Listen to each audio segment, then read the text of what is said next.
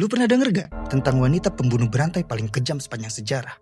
Ia dijuluki vampir haus darah yang hobinya menculik dan menyiksa ratusan perawan cuma buat mandi di kolam darah mereka. Saking sadisnya, namanya bahkan pernah masuk ke Guinness Book of World Records.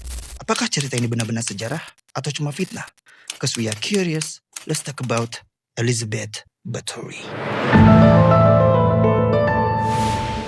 Selama berabad-abad, Bathory ini jadi ikon horor dunia.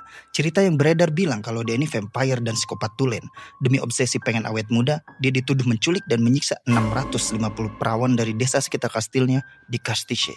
Puncak ritualnya, dia mandi pakai darah para korban. Singkat cerita, dia tertangkap basah dan dikurung hidup-hidup di dalam kamarnya sendiri sampai mati.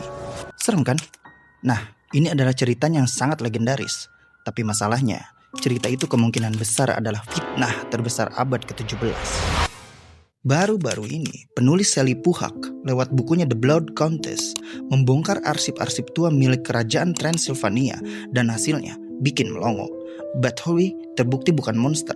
Dia adalah janda bangsawan yang jenius juga berpendidikan tinggi. Dan ini kuncinya, dia punya wilayah yang jauh lebih besar dari Raja Hungaria sendiri. Dulu, almarhum suami Bathory itu sering banget ngasih pinjaman uang ke kerajaan untuk biaya perang. Artinya apa? Kerajaan Hungaria itu punya hutang negara yang nilainya gila-gilaan ke Bathory. Raja saat itu sedang bangkrut dan gak sudi bayar utangnya ke seorang wanita.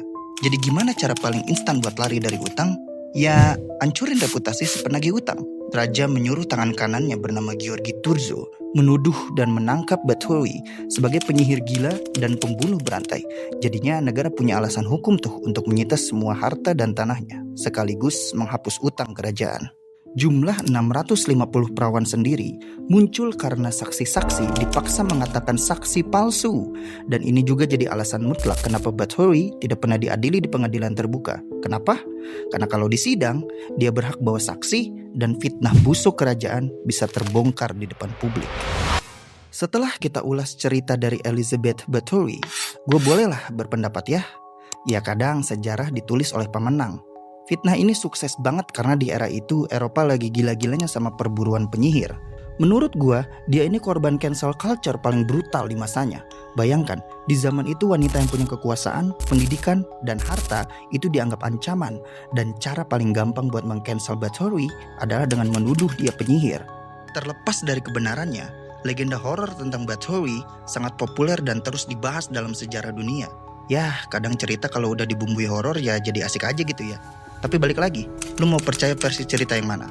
Oke? Dah lah ya. See you guys. Biasakan berpendapat.